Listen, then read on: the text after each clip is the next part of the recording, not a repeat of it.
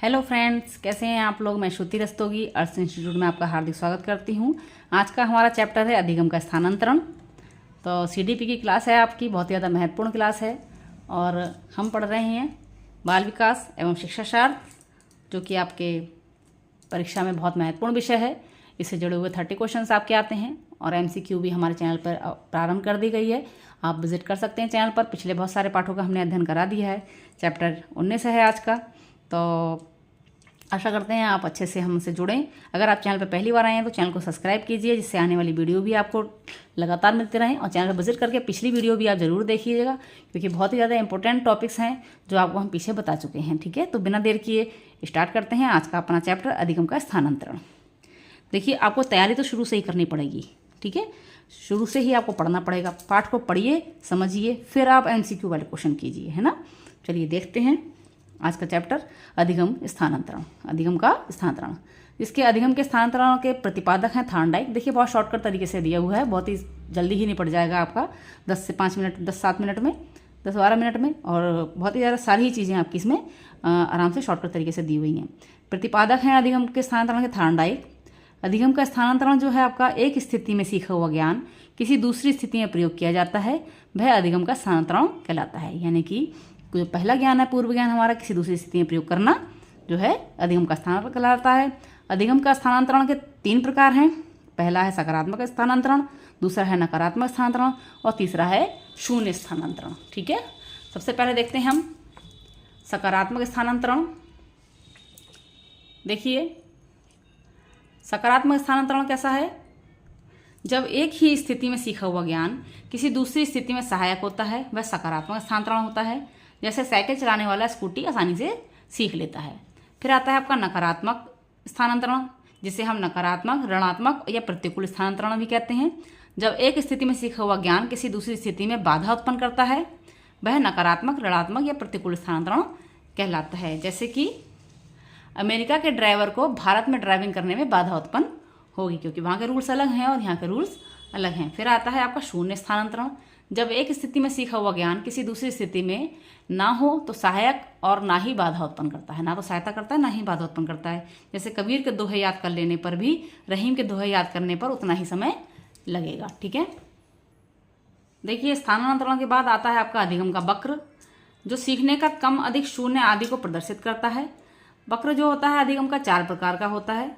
पहला है सरल रेखीय वक्र, दूसरा है उन्नतोदर वक्र, तीसरा नतोदर वक्र और चौथा है मिश्रित वक्र। देखिए, सरल रेखीय वक्र जो होता है, जब सीखने की गति एक समान होती है तो सरल रेखीय वक्र होता है। ये देखिए, सीखने की गति सीधे ऊपर की ओर जा रही है। फिर आता है उन्नतोदर वक्र, इसमें आरंभ में सीखने की गति तीव्र होती है, फिर जो है धीरे धीरे मंद हो जाती है। देखिए, यहाँ पर जो है ग्राफ देखिए, ऊपर जाती है गति, फिर धीरे धीरे मंद हो जा रही है। यह आती है आपके उन्नतोदर वर्ग। फिर आती है आपकी नतोदर वर्ग, इसमें आरंभ में सीखने की गति मंद होती है, बाद में ये धीरे धीरे तीव्र हो जाती है। बड़ी, फिर मंद हो गई, फिर तीव्र हो गई। ठीक है, फिर आता है आपका मिश्रित वक्र। मिश्रित वक्र में उन्नतोदर व नतोदर का मिला जुला रूप होता है। देखिए, यहाँ पर सीखने की गति बढ़ी, फिर कम हो गई, फिर रुक गई, फिर बढ़ी, फिर कम हो गई, फिर बढ़ी, फिर कम हो गई, फिर समान चल रही है। ठीक है, तो इसी प्रकार से आपका सीखने का वक्र हो गया। 4 प्रकार के होते हैं। फिर आता है आपका लॉरेंस कोहलबर्ग का सिद्धांत। देखिए, लॉरेंस कोहलबर्ग ने 10 से 16 वर्ष के बच्चों के प्राप्त तथ्यों का विश्लेषण करके सिद्धांत का प्रतिपादन किया। कोहलबर्ग का सिद्धांत बालकों में नैतिकता के विकास से संबंधित है। कोहलबर्ग के अनुसार जब बालकों को नैतिक संघर्षों का सामना करना पड़ता है तो उनकी तार्किकता अधिक महत्वपूर्ण होती है, ना कि अंतिम निर्णय। कोहलबर्ग ने अपने अनुसंधानों के आधार पर निष्कर्ष निकाला कि बालकों में नैतिकता या चरित्र के विकास की कुल निश्चित एवं सार्वभौमिक स्तर एवं अवस्थाएं पाई जाती हैं। कोहलबर्ग ने धारणा बनाई कि बालक अपनी विकास की अवस्था में 3 स्तरों से गुजरकर अपने नैतिक तार्किकता की योग्यताओं को विकास करते हैं। तो ये तीनों स्तर कौन कौन से हैं। पहला है आपका प्राक रूढ़िगत नैतिकता का स्तर। जो प्राक रूढ़िगत नैतिकता का स्तर होता है, यह अवस्था जो होती है 4 वर्ष से लेकर 10 वर्ष तक की होती है। इस अवस्था में नैतिक तर्कणा दूसरे लोगों के मानकों से निर्धारित होता है, ना कि सही तथा गलत के अपने मानकों द्वारा। बच्चे यहाँ किसी भी प्रकार को अच्छा या बुरा उसके भौतिक परिणामों के आधार पर करते हैं। ठीक है। जो आपका प्राक रूढ़िता नैतिकता का स्तर होता है नैतिकता का, इसके अंतर्गत 2 अवस्थाएं आती हैं, दंड एवं आज्ञाकारिता उन्मुखता और दूसरा साधनात्मक सापेक्षवादी उन्मुखता। दंड एवं आज्ञाकारिता उन्मुखता जो होती है, इस अवस्था में बच्चों में दंड से दूर रहने का अभिप्रेरण अधिक मजबूत होता है। इस अवस्था में बच्चे प्रतिष्ठित या शक्तिशाली व्यक्ति प्रायः माता पिता के प्रति सम्मान दिखलाता है ताकि उसे दंड नहीं मिले। किसी भी कार्य या व्यवहार की नैतिकता को यहाँ व्यक्ति उसके भौतिक परिणामों के रूप में परिभाषित करता है। दूसरा है साधनात्मक सापेक्षवादी उन्मुखता।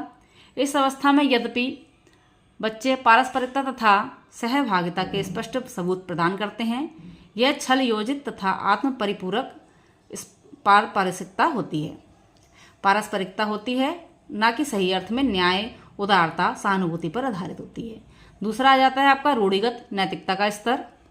यह रूढ़िगत नैतिकता का स्तर जो होता है आपका 10 से 13 साल तक का होता है, जहां बच्चे दूसरे के मानकों को अपने में आंतरिकृत कर लेते हैं तथा उन मानकों के अनुसार सही या गलत का निर्णय बालक करता है। इस स्तर पर बच्चे उन सभी क्रियाओं को सही समझता है जिससे दूसरों की मदद होती है तथा दूसरे लोग उसे अनुमोदित करते हैं जो समाज के नियमों के अनुकूल होता है। अगला है आपका उत्तर रूढ़िगत नैतिकता का स्तर। इस अवस्था में बच्चों में नैतिक आचरण पूर्णतः आंतरिक नियंत्रण में होता है। यह नैतिकता का सबसे उच्च स्तर होता है और इसमें नैतिकता का ज्ञान बच्चों में होता है। इसके तहत 2 अवस्थाएं होती हैं जो हैं सामाजिक अनुबंध उन्मुखता और सार्वत्रिक नीतिपरक सिद्धांत की उन्मुखता। सामाजिक अनुबंध उन्मुखता जो होती है, इस अवस्था में बच्चे या किशोर उन वैयक्तिक आधार तथा नियमों का आदर करते हैं जो समाज में मान्य होता है। और सार्वत्रिक नीतिपरक सिद्धांत की उन्मुखता में बच्चे अपने नैतिक नियमों को प्रोत्साहित करने तथा आत्मनिंदा से बनने की अभिप्रेरणा को में तीव्र होते हैं। यहाँ किशोर बालक दूसरे के विचारों तथा नैतिक प्रतिबंधों से स्वतंत्र होकर अपने आंतरिक मानकों के अनुरूप व्यवहार करता है। इसी में देखिए वाइगोट्स्की के सामाजिक विकास का सिद्धांत। जो वाइगोट्स्की है, बाल विकास में सामाजिक कारकों एवं भाषा को महत्वपूर्ण मानते हैं। वाइगोट्स्की के अनुसार बालक जिस उम्र में किसी संज्ञानात्मक कौशल को सीखता है, उन पर इस बात का अधिक प्रभाव पड़ता है कि संस्कृति से उन्हें संगत सूचना एवं निर्देश प्राप्त हो रहे हैं या नहीं।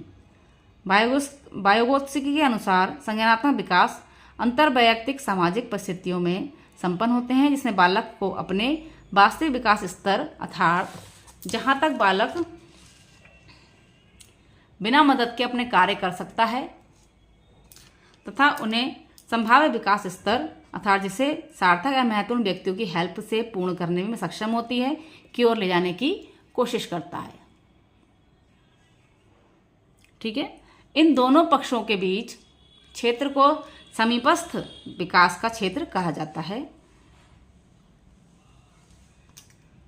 ZPD समीपस्थ विकास का क्षेत्र से तात्पर्य बच्चों के लिए कठिन कार्यों की दूरी से होता है जिसे वह अकेले नहीं कर सकता, लेकिन कुशल सहयोगियों की मदद से उसे किया जा सकता है। वाइगोत्स्की के संज्ञानात्मक विकास में बच्चों की भाषा एवं चिंतन का भी महत्वपूर्ण साधन है। इनका मत है कि छोटे बच्चों के द्वारा भाषा का उपयोग केवल सामाजिक संचार के लिए ही नहीं होता, बल्कि इसका उपयोग वे लोग अपने व्यवहार को नियोजित व निर्देशित करने के लिए भी करते हैं। जब आत्मनियमन में नियोजित का प्रयोग किया जाता है तो इसे प्राइवेट स्पीच कहा जाता है। वाइगोत्स्की ने दो स्पीच की बात की है। पहला है सोशल स्पीच, दूसरा है प्राइवेट स्पीच। वाइगोत्स्की ने स्कॉफलोडिंग की बात की है। स्कॉफलोडिंग जो होती है बालक को किसी तरीके का आधार देना या सहायता प्रदान करना होता है। ठीक है, तो ये था हमारा चैप्टर अधिगम का स्थानांतरण, जिसमें हमने विभिन्न प्रकार के स्थानांतरण के बारे में जाना, अधिगम के वक्र के बारे में जाना, लॉरेंस कोहलर का सिद्धांत और वाइगोत्स्की का समाज विकास का सिद्धांत को आपको बताया। तो अगर आप हमारे चैनल पहली बार आए हैं तो चैनल को सब्सक्राइब करना ना भूलें, शेयर कीजिए, लाइक कीजिए, कमेंट्स कीजिए, हमारे साथ बने रहिए। मिलते हैं नेक्स्ट वीडियो में। MCQ के क्वेश्चन आपके क्लास में चल रहे हैं कक्षा में, तो बने रहें हमारे साथ। और अच्छे से तैयारी करें अपनी। मिलते हैं नेक्स्ट वीडियो में, तब तक के लिए take care and bye bye.